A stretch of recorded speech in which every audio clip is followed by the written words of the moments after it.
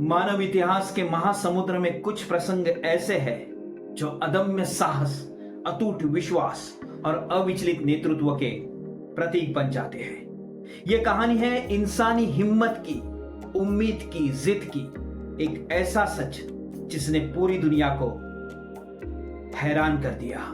ये कहानी है सर अर्नेस्ट शेकल्टन और उनके 28 साथियों की, जो अटलांटिका की बर्फ में 500 दिनों से भी ज्यादा समय तक फंसे रहे। न खाना, न मदद और ना ही बचने की कोई उम्मीद। फिर भी हार नहीं मानी।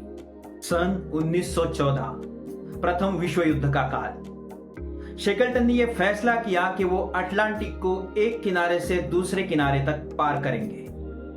उनका जहाज था एंडोरेंस, साथ में थे 28 बहादुर साथी। सबके दिल में सपना था नई जगह खोजने का, नया इतिहास रचने का।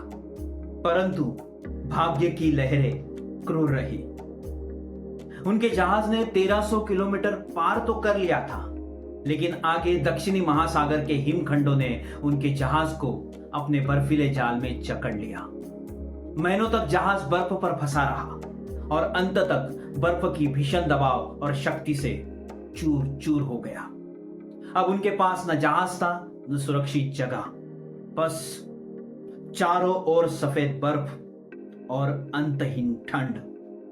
अब चारों ओर असीम बर्फ का प्रांत, न खाना, न अग्नि और ना ही किसी मदद की आशा। 500 दिनों से भी ज्यादा वक्त तक उन्होंने भूख, सर्दी और तूफानों का सामना किया। -40 डिग्री की ठंड में जीना आसान नहीं था, लेकिन शेकल्टन ने अपने साथियों को हिम्मत दी। तथापि शेकल्टन ने धैर्य और नेतृत्व से अपने साथियों के मनोबल को जीवित रखा। शेकल्टन ने कहा कि जब तक हम सांस लेते रहे हैं ना, तब तक हार असंभव है। उन्होंने सील और पेंगुइन का शिकार करके खाना जुटाया और बर्फ पर तंबू लगाकर दिन गुजारे। शेकल्टन जानते थे कि अगर वो बैठे रहे ना तो सब मर जाएंगे। इसीलिए उन्होंने छोटी छोटी नाव को समुद्र में उतारा। लक्ष्य था साउथ जॉर्जिया द्वीप, जो वहां से 1300 किलोमीटर दूर था। अब सोचिए, इतनी लंबी दूरी, वो भी एक छोटे से नाव, और बस 6 लोग। बाकी बचे 22 लोग इंतजार करें और दुआ करें कि शेकल्टन मदद लेके आ सके। ये यात्रा समुद्री इतिहास के कठिन यात्राओं में से एक बनी। छोटी सी नाव, प्रचंड लहरें, शीतल वायु और ऊपर से निरंतर वर्षा। कई हफ्तों तक संघर्ष करने के बाद शेकल्टन साउथ जॉर्जिया द्वीप पर पहुंचे। वहां से उन्होंने बचाव दल तैयार किया और अपने साथियों को लेने लौटे।